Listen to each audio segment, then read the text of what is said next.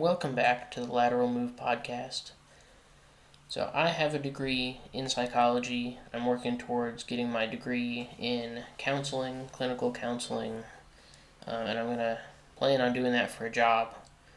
But as of right now, I currently have a bachelor's degree in psychology, and Harrison doesn't.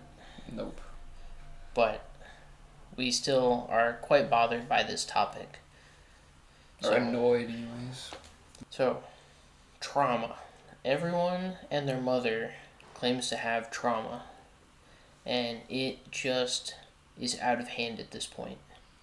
Specifically because this trauma that everyone speaks about is not real trauma as defined by anyone in the world. Right? This trauma that everyone describes is essentially just, oh, I got punished as a kid because I did something wrong, and now they're using it to justify shitty behavior as an adult. So let's go through and look at an actual definition of trauma. So this is the American Psychological Association, and this is their word-for-word definition on trauma. They say, trauma is an emotional response to a terrible event like an accident, crime, natural disaster, physical or emotional abuse, neglect, experiencing or witnessing violence, death of a loved one, war, and more. Immediately after the event, shock and denial are typical. Longer-term reactions include unpredictable emotions, flashbacks, strained relationships, and even some physical symptoms like headaches or nausea. So this can boil down to essentially what one of my professors said. Trauma is the immediate or perceived threat of someone's life. Yeah, like your life you think your life's gonna end? Yeah, either you or someone around you is in immediate harm. That's essentially what this boils down to. Now, this also includes a little bit of emotional abuse, but they don't really go into detail on that. But that is the actual definition of trauma. That's why it always bothers me when people use this term of trauma as kind of just a catch-all for bad experiences. Yeah, like just sad, shitty, embarrassing thing. I wanted to look at some examples. I don't have TikTok, but I do have Instagram, so I figured we could look at some Instagram Reels and just kind of see what this trendy trauma looks like. Yeah, we can look at this trendy trauma and see what it looks like. Hey, I'm your Korean dad, and here are the top 3 ways that you can get your unsupportive, emotionally unavailable father to start meeting your needs. These work for dads and any parent, really. So top 3 ways? Okay, let's go! Number 1, that's not your job. It's not your job to make your parent meet your emotional needs. It's not your job. It's their job. I'm so sorry for what you're missing from them, especially because it's making you feel like it's your job to make things better, because it's not. It's not your job. It's 100% their job. So that, technically would fall under the APA definition of emotional neglect, emotional neglect, essentially. Mm-hmm. But the way that he's talking about it, just there's no examples, no tangible evidence of what kind of experiences one has. He's just like, oh yeah, you need to make your dad feel like you're important, or whatever he says. Yeah. That's not what it is. Emotional or okay, here's the thing. Most dads, in my experience, don't emotionally neglect you. It's they're busy doing other stuff. And it's not that they don't want to be there for you. It's just that they end up getting busy. And then it feels like that to you, but it's not actually what's happening. They do care. Yeah. Sometimes they don't know how to express it, or they struggle to express it. I think that could be the case. And also, even if the dad, he was just a shitty person and neglected his kids, and then you have like a crappy relationship with your father, and you're all upset. But I thought like that doesn't count as trauma, does it? Like I thought a trauma, like actually rewired your brain. Like, you think like the lady in that video when she's obviously like she probably has a parent who neglected her when she was a child or has like a crappy relationship with her parent, but do you think she has like she gets the shakes when her dad's coming around, or she like you know what I mean, like Yeah, no. yeah. So, Is that true, I mean, that trauma rewires your brain? Or? it certainly can. That's going to probably be a lot more with the physical, like someone's life was in imminent danger Yeah. type of trauma. But yeah, she probably just felt like her dad didn't care about her because he was at work. Yeah, or something, And, which sucks, but... Yeah, but like it's not trauma. Yeah. That's the problem, is it's not trauma. It's not like she can't go outside because of it. Or I guess maybe I'm assuming, but yeah, you know. Yeah. Somebody had to do it. I am the chosen one. Somebody had to do it. Somebody had to do it. I am the chosen one. Somebody had to do it. See, so that's another one that bothers me is people feel like it's their job to just go off on the family. Like there's no such thing as family trauma. Like that just straight up does not exist. Yeah. Right, like you can have a bad relationship, one person in the family could have done something, but it's not family trauma. That's drama. Yeah, that's drama.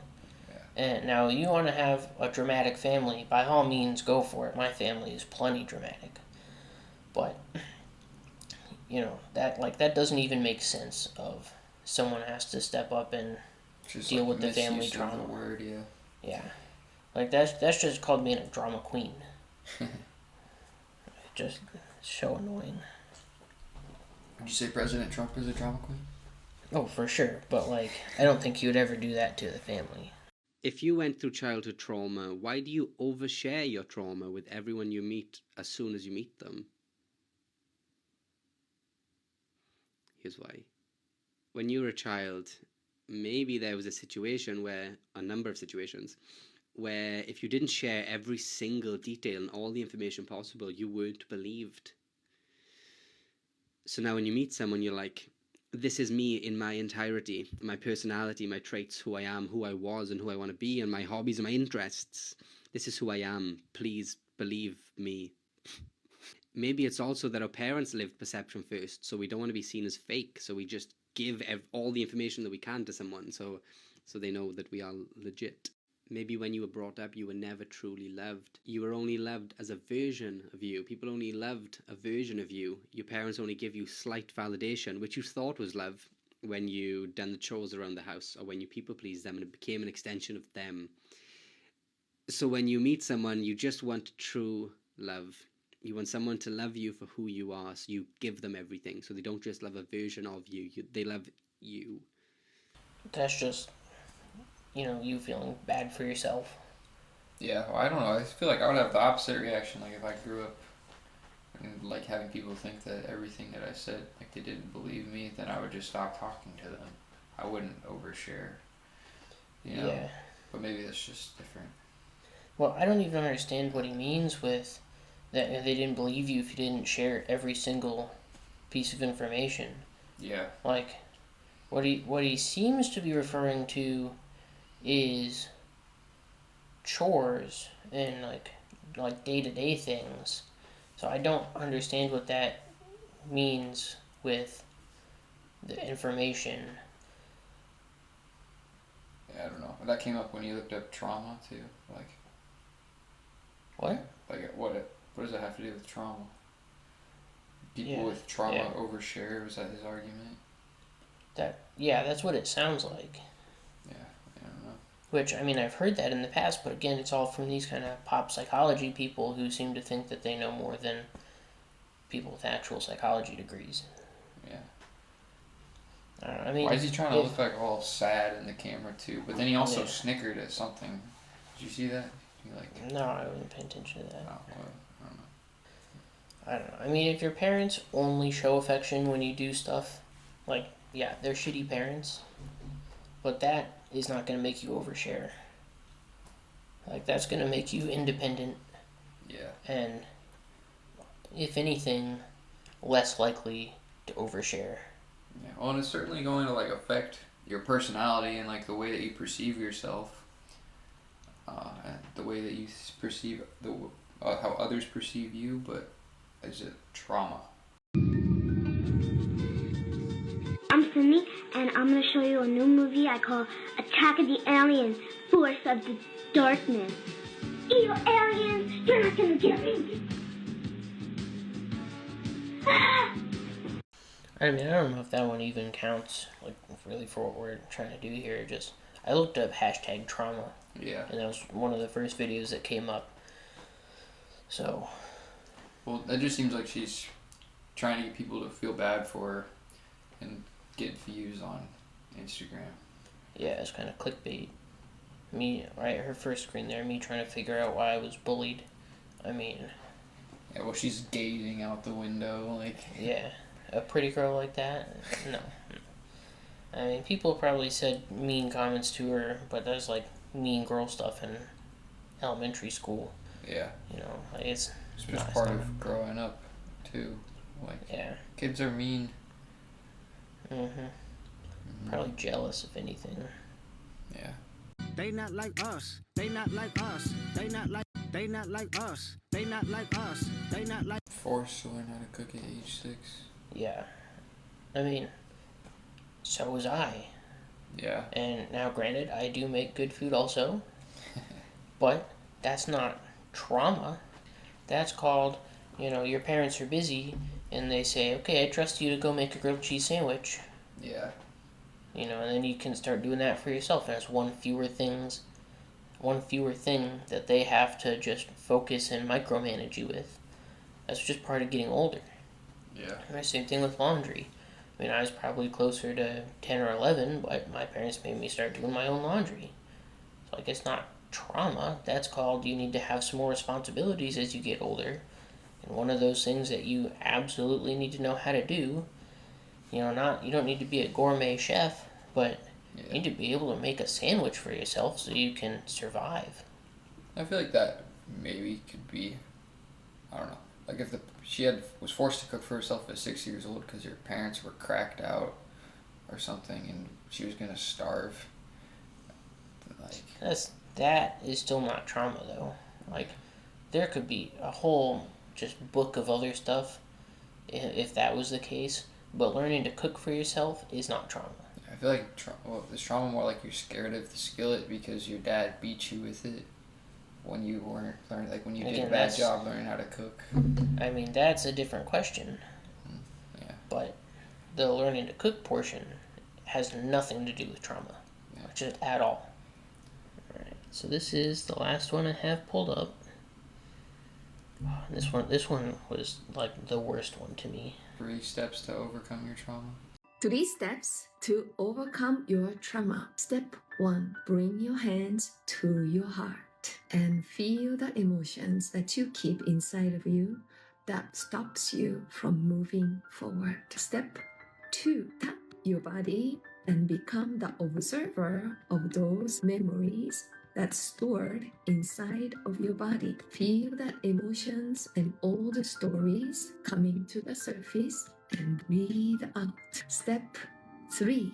Bringing your hands in front of your chest, palms facing each other. Feel the energy between your hands. The energy sensations helps you to go beyond your pain and trauma. Slowly bringing your hands like so. Create a bright energy capsule that is of universal energy.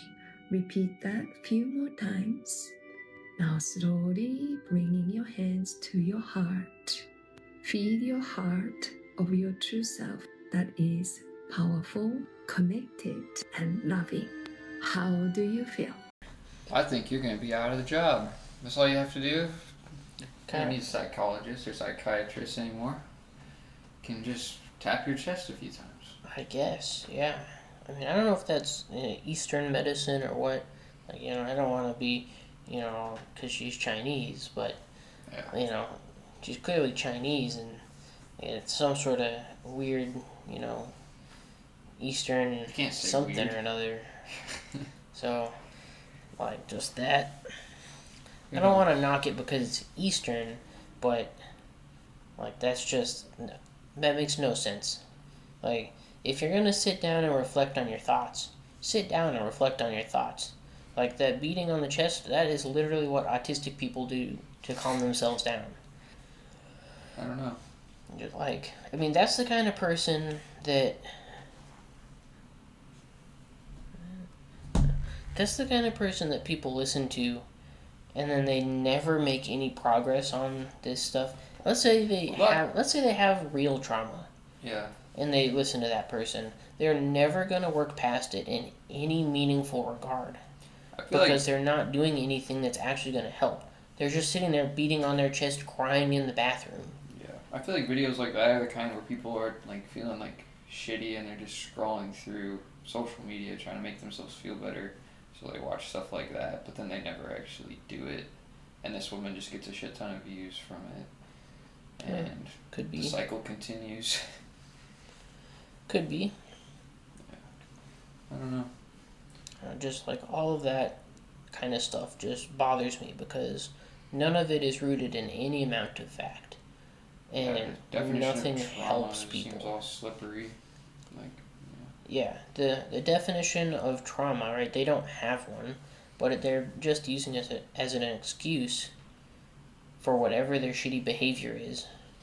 Or in some cases, not shitty behavior, they're just attaching it for seemingly no reason. Yeah. Huh. But for the most part, I always see it with people who are they just broke up or they're in a shitty relationship. And it's like, oh, I have trauma. Like, no, you don't. No, you don't have trauma. You're a bad person who never learned how to have adult emotions. Yep.